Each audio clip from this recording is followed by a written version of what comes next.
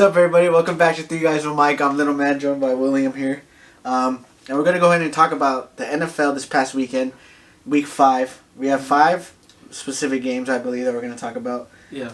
We got the Eagles, Cardinals, Raiders, Chiefs, Bengals, Ravens, Cowboys, Rams, Giants, Packers, and we're also going to cover some topics for certain head coaches as well, and other teams around the league. So if you guys want, you guys can skip forward to those games that you want to see, but we're going to go ahead and get into it. Certain head coaches who are throwing their own quarterback under the bus. Yeah. Right?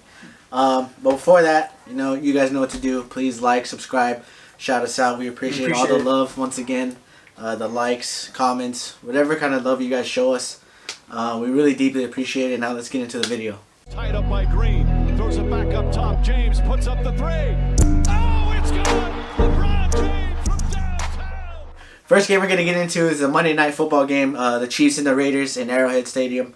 The Chiefs ended up winning the game. Was 30-29? Yeah. A lot went on. Controversial calls. People being pushed to the ground by Davante Adams. There's a whole lot of different things. Debacle in the end of the game on the last play. What are your takeaways from this game? Well, before I get into the bad, I know I give the Raiders a hard time, especially their fans. Lord knows we do. But I think the grass is greener after this bye week. I do think that you have easier opponents. I think this was very easily a winnable game. You could have won it and shocked the world and shocked Arrowhead Stadium. You could have gone in there and got a win, but just too many things went wrong for you. You're up 14 at the beginning of the first quarter. Patrick Mahomes is being neutralized as well as he can be, getting sacked. Crosby was doing great, and you know how we talk about Chandler Jones a lot, saying that he's a bit overrated. Today he brought it. Even the first time I saw him today. Yeah, even in the run game, he was very, very good and very effective, very dominant. And Davante Adams, he came in to do what you wanted him to, at least yard-wise and touchdown-wise. Right. Now, again, you do expect him to make the big play on third down, catching that pass, not, and having him get his feet down. I understand he was frustrated and he was mad at that play. And then the way the game ended, like you said, Hunter Renfrow and him colliding with each other, that's not something you want to see with two of your trusted receivers, especially on the final play of the game. But yeah, I think you guys ran the ball effectively the past 2 weeks against the Broncos, and now here, Josh Jacobs looks healthy now. He looks very good and very powerful. I don't think I've seen him this powerful since probably his first year. So yeah, I think you guys are well off, but your defense, man. Like we said in the prediction video, I had them finishing third. I had the Broncos last because there are too many question marks with them, but I had the Raiders third because I just thought their defense wasn't it. I think they have good edge pressure, but their secondary was not getting it done. And if I were to tell you, oh, congrats, Raiders defense, you guys held Travis Kelce to 27 yards. Oh, but he has 4 touchdowns, by the way.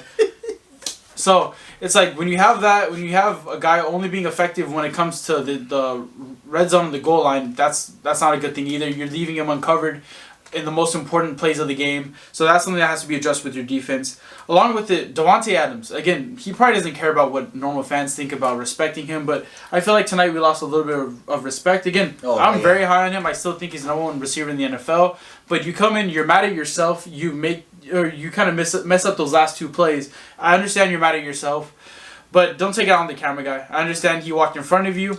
Nothing has to be said. Nothing even has to be done. But you pushed him, and again, you apologize, great, but the real apology should have came when you knocked him over, not when you're in the locker room, you already cooled down. So I think that's just not fair, that's messed up. But other than that, you're still a great player, you had a great game, aside from those 2 mishaps. But going on to the Chiefs side of the ball, like I said, I don't think the Chiefs are going anywhere. Their offense looked great after that slow start. And again, getting flashback to that divisional round against the Texans, Travis Kelce and Pat Mahomes brought this team back. Boko Harmon had some nice catches. Yeah. Valdez-Scantling, Juju even was close to scoring a few times. The running game, I wanted to see it be a little bit more effective like how it was last week. But it was still there when you needed it to be. And you get Patrick Mahomes upset. You saw that, right? After they scored and he was like, I'm here. So, yeah. I just think it was a sloppy game for the Chiefs as well. But the best thing is, as you see it around the NFL, the best teams win the sloppy games as well. The Chiefs could win blowing a team out, but they also could win a very sloppy game, unlike the counterpart who they play next week, the Buffalo Bills. Go ahead. Yeah, obviously everybody knows that the Raiders aren't as bad as their record shows. But it's just a lot of sloppiness. Like the people who are controlling the sidelines, like Josh McDaniels, the defensive coordinator. Defensive coordinators, I feel like that's what they're gonna look for a lot this offseason. I mean, you have to. I don't know how you don't make adjustments to Travis Kelce in the red zone. He's really the only guy that Pat Who's a Mahomes threat. kind of trusts in that situation. And also Josh McDaniels. You have 11 penalties for 99 yards. And I'm pretty sure most of those came in the second half. And it's just, I thought before, that's why I had them coming in last in this division, is that he's not that guy. He's just not that disciplinary coach, I guess. And they have a lot of young people on defense, and I feel like that's where they kind of mess up, and I feel like he's not really good. He has to have that veteran presence for him to succeed. I agree. And believe me, he has it on offense, but on defense, it's just a whole other story. Yeah.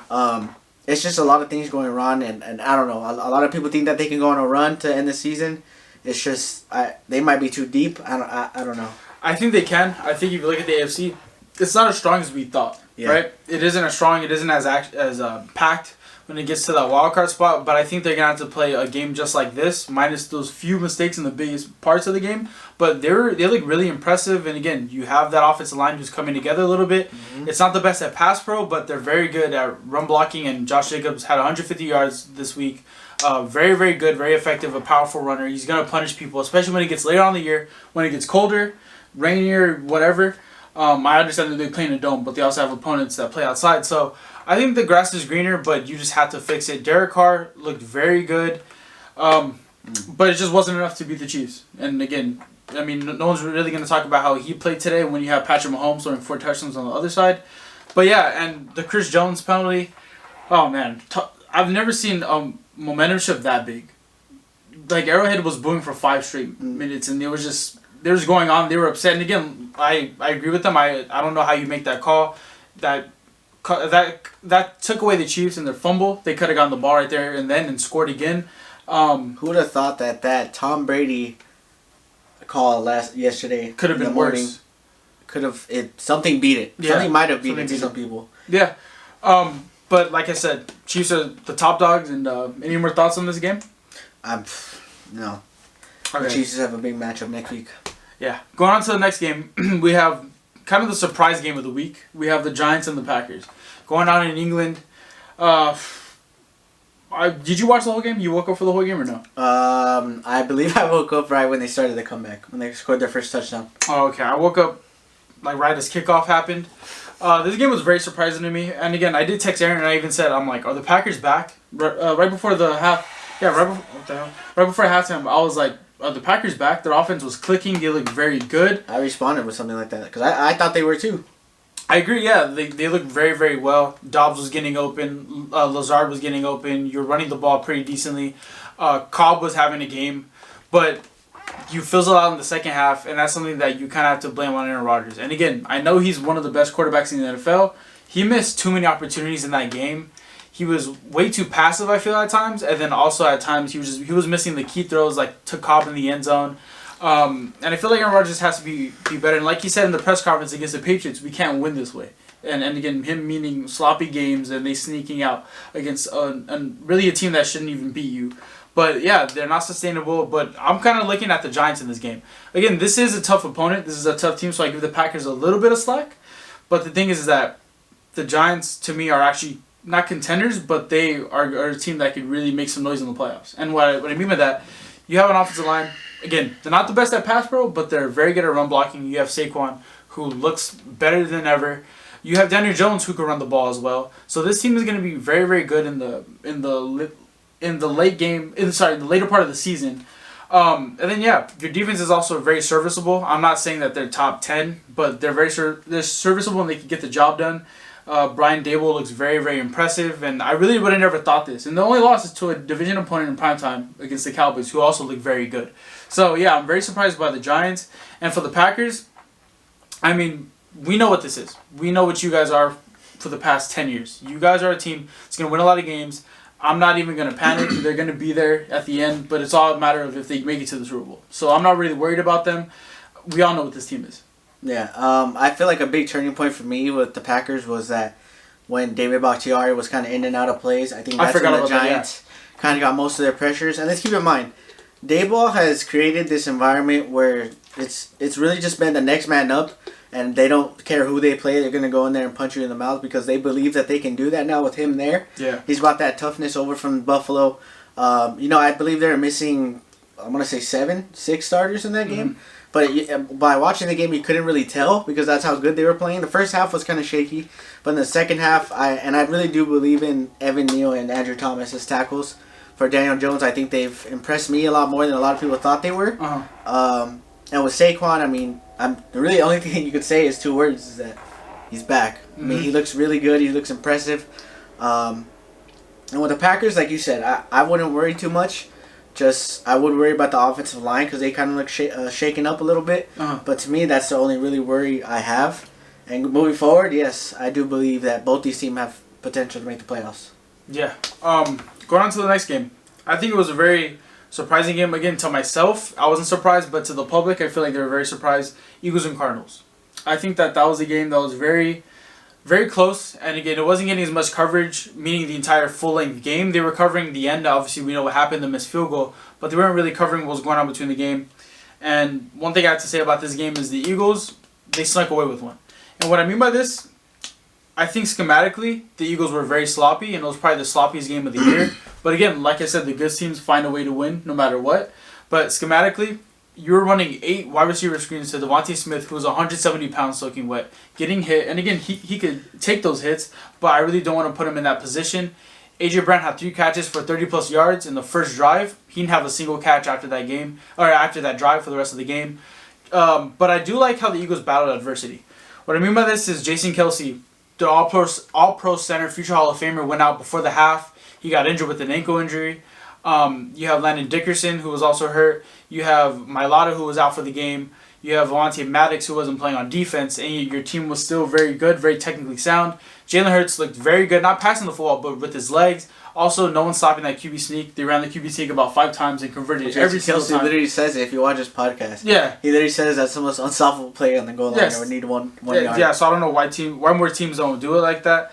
The running game wasn't the best, but to win the game, they went on a 6-minute drive, solely running the football over and over and over again. And kind of the cap on that drive was Jalen Hurts, he audibled to Dallas Goedert, 3rd and 11, and they converted, was the biggest play of the game in my opinion, and that's what happened. Defensive side of the ball, they also could have been better. I feel like they were too passive as well. They weren't really, putting any pressure on the receivers. And the middle was wide open. They were also not tackling as well, which led to Hollywood Brown scoring a touchdown. And also I think the Cardinals had 124 yards rushing, which isn't the best. You obviously want to see your defense perform better, and the linebackers were not tackling. But again, you still come out with the win. I was very impressed. Yeah, there's only really 2 takeaways. There's the pick that gave the Eagles the momentum in that first half. And the second thing is the kicker missing the field goal. And we talked about it. You literally said the Eagles had gotten out schemed, and when you look at it, it's really identical, right? The total yards, total drives, the rushing yards, which surprised me honestly, and also it's really first just 2 things. First downs as well. It's really the missed kick and then the interception. And the Eagles they seem to always find a way. Even if Jalen Hurts isn't throwing the ball well, even if he doesn't throw it down the field, they'll always find a way. And we've been preaching it to give the ball to Miles Sanders and all those backs, and they finally listened. And they literally won the game. The game-winning drive was solely on running the football. Yeah, it was. And that's what Eagles fans have been wanting for years now. And again, you could also tell this has kind of been a trend within the Eagles, for the Eagles this year, is they understand we start off the game a little bit too pass happy, which is a thing. Against Washington, against Detroit, they started the games very pass happy. And then they realized, wait, we're the best running football team in the NFL. We have the best offensive line in the NFL. Let's run the ball more. And that's where it starts to come in place. And again, their second half scoring isn't the best, but it's there when you need it. And that's the most important thing right now. And again, they have a big matchup against Dallas. They're going to need it in the second half as well. But like I'm saying, this team just finds a way to win, and I'm very impressed. Also, Kyler Murray, big mistake, sliding on second. Was it second down or third? Second down. Excuse me. They slid, and he was a yard short, and he had to spike the ball, and that's kind of what made them set up for the field goal, which could have forced overtime. But I think if Kyler Murray, if he gets that slide down and he gets the first down, they win that game. The Eagles weren't going to stop him, and what he does with his legs, it's kind of very hard to stop, especially on the goal line, and I think they would have won that game. So the Eagles did sneak out with one. Anything else on this game? All right, let's go ahead and talk about your game. Did you plan on wearing that shirt? No. I swear. All right, well... I literally wore it before we made the decision to record. Oh, really? Yes. All right, go ahead and take it away with your team. Very impressive game. Yes, as you said, very impressive game. I was really happy to see the defense kind of come together. Before they show the game, I know on Fox they like to show a lot of the rankings on where they are. Uh-huh. And the Cowboys were the 5th worst team against the run. And I was getting nervous in the first half, the way that they were moving the ball kind of on the run. Yeah. And eventually they had to play from behind, so they threw a lot. But in the second half, Akers and Henderson ran for a total of -4 yards. And to me, that's what I'd love to see. They took advantage of their offensive line being absolutely atrocious and being down. And you're not going to see that a lot.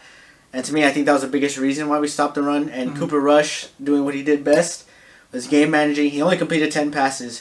But I was really impressed with the offensive line. You have a lot of new guys kind of trying to mesh together. Terrence Steele, his first year as a full starter. Connor McGovern, his first year as a full starter. Tyler Smith, who was drafted as a guard playing left tackle. And don't get me wrong, he got eaten up on Sunday. But it doesn't really matter when you're run blocking your ass off like they did. Pollard was, 8 for 86, and Zeke was 20 for 78, I want to say, or something like that. And it's really things like that, smash mouth football against Aaron Donald and that defensive line and that front seven, knowing that they have Bobby Wagner. It's just all about taking risks, and I think that's what McCarthy has really done this year, and Kellen Moore as well. And also Dan Quinn. He's got this defense playing out of its mind. I can't remember the last time we've had a defense this good. Not even last back-to-back years. I think they're doing better than last year. Yeah. Because last year they had a lot of turnovers. But this year they're just getting stops when it matters. They're sacking the quarterback. They're getting the pressures. They're making it really hard on other teams, and I was impressed. And with the Rams, I mean, there's nothing all you can say except for the offensive line just being decimated. Some of the coaching decisions from Sean McVay, as well as their defense too. I mean, I agree. You get Bobby Wagner, you sign Aaron Donald back, you get all these people. You get Raheem Morris back as well. Yeah. It just really hasn't meshed, and I think it's a lot of it lands on McVay, and I think some of the front office needs to make some calls around the league. I know they say reach out to Whitworth, but to me he won't ever come out of retirement. Yeah. You got to look a lot at that trade deadline. I know the Panthers are offering some of their players up. Yeah. That's what I'd look into if I was the Rams. But I mean, right now it's all over the place. I mean, my opinion, like you're saying with the Cowboys defense, the Cowboys defense, they're very good. I've never seen the Cowboys defense play this well. Never seen a Cowboys defense play this well. This lights out, back to back. And this is a perfect situation for Cooper Rush. Again, a lot of people like him. I like him. I just don't like him more than Dak. I think Dak is still your number one guy. That debate should be ending. But yeah, like you said, only completed 10 passes, but this is a perfect recipe for him. You have a defense that is shutting the other team out. You also have two running backs that are very good. And again, I think when Dak comes back, or if he ever comes back, we don't know about this controversy. Whoever they go with moving forward, they still need to stick to this formula, which is Zeke pounding the ball, getting 4 yards at a time, getting the important first downs, and then you put in Pollard for a few plays, and he just explodes. Because I feel like Pollard, if he gets 15-plus carries, he won't be as effective. But he is a guy who, if you give him a few touches, about 10 a game, he's gonna make those 10 count, and Zeke is gonna kind of be the bruiser back. But for the Rams, I mean, you could blame Stafford all you want, and he does deserve some blame, especially that last game against the Niners on Monday night. But this game, there's not much you could really do. You only have one receiver who's really effective, and that's Cooper Kupp. But Allen Robinson hasn't been as good as you thought he would be or hoped. He hasn't even sniffed anything close to OBJ in half a season that OBJ's done. And Tutu Atwell had that one catch, and they just shied away from him. And again, offensive line is shut out. They're shot, and there's not much you can really do about it. It's a very hard position to play. It's all, I mean, the offensive line is all one group. It's not one player. And that's the hardest thing to kind of replace if you have a bunch of adjustments, people moving positions back and forth. And to me, it's really on the inside three, the guard and the center. Or the center and the guards, because No Boom has been there. He filled in for Whitworth a couple of years. And then Havenside's been there as long as I can remember. Yeah. So the offensive line is very, very decimated. And then your defense is very top-heavy. You have a lot of big names. You have Ramsey, Wagner, Donald. But I just don't see much else. You lose Darius Williams, who was the other cornerback who's very good in my opinion. You also, you just don't replicate the same success that you were last year. You lose Von Miller. And again, and that was moving on to my next point. That's kind of the price you pay. You want the Super Bowl? Great. That's fine. No one's going to take that away from you. But this is kind of life after the Super Bowl. There's a trend for Super Bowl hangover, and now you also pay a lot of big money to players. they could get injured. They want to go somewhere else, and that's what happened. To me, my theory about the Super Bowl hangover is that I don't care how good your team is. I just feel like it's what the mindset the coaches give to you. It's not only that. It's also, I mean, your schedule is statistically harder. You play division winners the next year as well, but also you have to pay a lot of people now. They won the Super Bowl. They're feeling good about themselves. Contracts could be up. You have to extend players. It's very hard to do. And again, the NFL is the most weird league to me in sports. You can't replicate success year after year. It is very, very hard, and that's why we see few teams. Look at the Patriots. Their dynasty went from 2001 to 2004, and then the long gap, and then they won more. So it's like it's very hard to create success in this league. So that's why I feel like that's your price to pay if you're the Rams. You went all out, great, that's fine. But you're not going to have much else with this team. And like I said, I didn't expect much from them. I didn't expect them to be this dominant team because they have a very hard schedule. Yeah, they might need another offseason to make some more to moves. come back, yeah. So is that all you have to say about your Cowboys? You feeling good? How you feeling? I'm feeling weird. Really? I feel like this is what it would have been like if we traded for Jimmy G. Obviously, he's like 10 times better than Cooper Rush, but like the game managing, the smash mouth football in between the hashes, and the front seven. Good. I mean, CD's looked. CD does look good. He looked good in the past few weeks. Half of Cooper Rush's passes were literally to him. To him, yeah. So yeah, going on with our final game, Bengals and Ravens. No, Bengals and Ravens. I think it was a game that we all expected. Those two teams they play each other very, very closely and very tough. But when you have one of the best kickers of all time, if not the best kicker of all time, you're never out of the game. And I feel like not a lot of people going to that last drive. Not a lot of people are giving Lamar credit that he deserves. They're going off of how good Tucker is and all that. But Lamar had almost touchdown. He got tripped up, but he very well could have scored on that play, and that could have ended the game right there. But he used his legs. He got a big chunk, about 20 plus yards, and that's kind of what put them in the position to kick that field goal.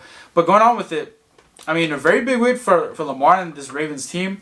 They almost choked away another double-digit lead. Yeah. They have no Rashad Bateman, who has been their go-to guy. That was huge. And you also weren't running the ball as well as you wanted to. And also Lamar was missing some big throws that could have put the game away very, very early. But I mean, you have to play better. And again, he knows that this is his one bad game of the year. And I would rather come in week 5, against a division opponent than later on in the year. But yeah, this game was very competitive. With the Bengals do not look good. And again, we expect them to be there at the end of the year. We expect them to be in the wild card. I still do, to be honest. We expect them to play for the division. But this team does not look... They look like they don't know what they're doing. Zach Taylor is not playing a good game. He's not calling a good game of football. Running a Philly special on the goal line against a defense who's secondary struggling. The Ravens defensive line hasn't been that good either. You have Joe Mixon. You need to pound the ball in. I don't understand what you're calling here. Jamar Chase wasn't involved, and again, throwing those quick screens to him, that's great, but you have to find other ways to get him involved. He had 5 catches for 50 yards, but he was pretty much just neutralized. That's what you want if you're playing Jamar Chase. I understand T. Higgins was out since the second quarter of the game, but you just have to be better if you're the Bengals. And your defense was playing their hearts out. They were holding Lamar, and this offense has been great these past first 4 weeks, and you held them to only 17 points, and your offense just has to be better. Yeah, I know I give Lamar a lot of rap on and off camera for when it comes to MVP race, but I feel like he's still somehow underrated quarterback when it comes to his passing skills. Like I said, it's been improved every year. Yes, he may miss some throws, like you said. This will probably be the one bad game of the year. But with the Ravens, I have to shout out their defense. I mean, the way they played, considering how horrible their secondary has been, what they did to Jamar and Zach Taylor and the whole receiving core, even to Joe Burrow as well. Yeah, they frustrated him. They threw a lot at him. They had a lot of disguised blitzes, and then a lot of people jumping out of those blitzes, just covering the whole field really, where he wants to go deep. And I think that's why they started to go with a lot of those screen passes, but. The Ravens defense, I mean, they showed up against a divisional opponent. A bad taste from their mouth against the Bills last week, I'm sure. Yeah. And with the Bengals, yes, I do believe that they'll be there in the end. I just feel like they'll never go away considering how much talent they have on that team. And I feel like their defense is getting better and better every week. But, yes, it does raise a lot of questions. Their offensive line looked kind of iffy again. Joe Burrow just looked frustrated. And when T. Higgins goes out, I would like to see a lot more of Hayden Hurst. Yeah, That's he was making a lot of big plays, but you gotta go to him more, and also Boyd as well. He was getting covered after having a very good year 2 years ago. He hasn't really been the same. Also with the Bengals, Joe Mixon, like I mentioned earlier, was running at probably the best we've seen him all year, and you only rushed him 14 times. You weren't down by a whole lot of points. I don't really see the logic in that. And again, you guys climbed yourself back from a 10-point deficit early on in the game, so I don't know why you weren't running it more. And Pirine was getting a lot of touches, and I understand Mixon was also battling an injury in the middle of the game, but I feel like you had to just run the ball more. This defense they didn't stop your run that well. You just have to keep on pounding the ball. And again, you know how your offensive line is performing in pass pro. You know how that Jamar Chase isn't having a lot of success on the outside. Start running the ball more, and that's something that they have to address next week. I feel like that's what they did a lot last year. They ran the ball down your throat, and then they gave it up to Jamar Chase, and he'd go for 200 yards. And our last topic of the day is Ron Rivera. He made some questionable comments about his quarterback Carson Wentz. It really was a shocker in my opinion, coming from him. He's always been a humble dude. He's never really been the one to throw people under the bus. Yeah. We've always liked him. We said that he was one of the best coaches in our division a couple years back when he was first hired.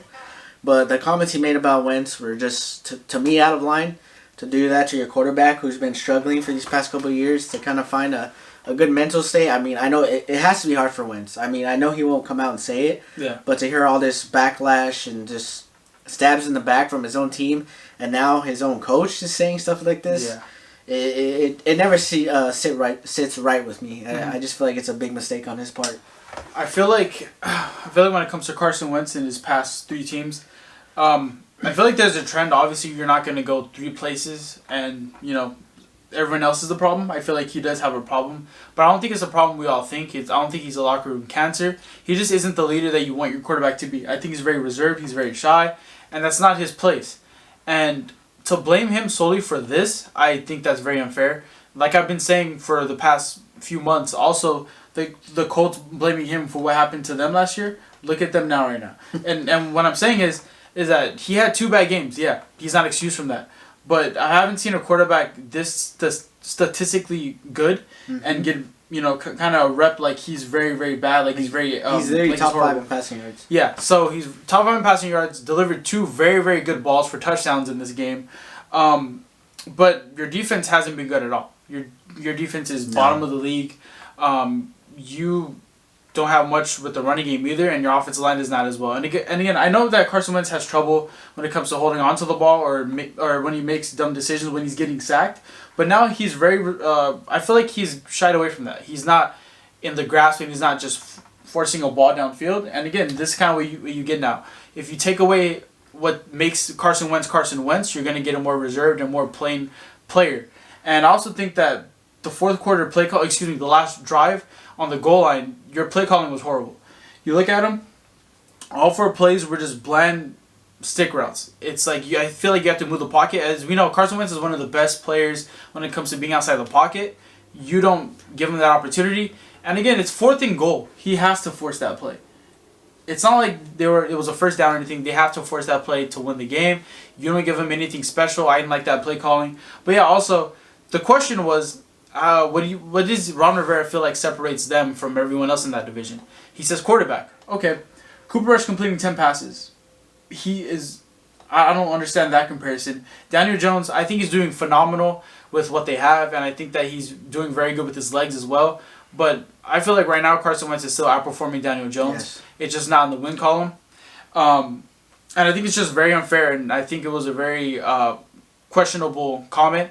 And again, people were also saying it was taken out of context. No, because the reporter also asked him, well, you're the one who kind of traded for him, so, what's going to happen going forward? And he's kind of just saying, and Ron Rivera was pretty much just saying, like, Wentz has been very good, but he also struggled. Why was that not your first initial quote? Because I feel like his thoughts, just came out, and that's how you felt. And again, that's fine if you feel that way, but also look at your defense, look at what else is going on around you, your offensive line, also your play calling. So it isn't just Carson Wentz. And again, he's not the problem, but he is a problem, but he's not the problem. Yeah, he failed to mention that they're one of the bottom 5 defenses, the bottom 5 rushing teams. And you can never be that bad at defense and expect your quarterback, who you want to put the blame on, to be in shootouts like that. or play from behind like that, especially considering the offensive line that he has. Mm-hmm. So for him to do this, I mean, it was just really a thump in the head, I feel like, to everybody in that locker room. Yeah. Because it's like, you trade for him, and now you want to just throw him on the bus just like that, when it's still kind of early in the season. Mm-hmm. But I guess Ron Rivera's kind of rolling over and kind of giving it up. I mean, I don't think I've ever seen someone turn their back on the quarterback this quickly. Yeah. Considering what he is given to lead this team to a playoff run, it's just out of pocket. I mean, Carson Wentz had 359 passing yards, 2 touchdowns, and also completed 25 of 38 passes. So, if you were to tell me, and again, I know stats don't always tell the entire story, and I'm not trying to say that, but he's giving you the yards, he's giving you the big plays, he's giving you the touchdowns, and again, we know he's going to be very sloppy with his plays when it comes to extending plays, but you have to give him something to work with, and I just think that it's a very unfair assessment. So, anything else? Yeah, that covers that. Just a backstabbing Comment right there. Yeah, I mean, either way, they're gonna finish bottom last in our division. So, yeah, thank you guys for watching. You guys have any requests on topics for us to cover? You guys have any feedback? Let us know. You guys can hit us in the DMs. Anything else? Let's appreciate all the love once again. Flash boy.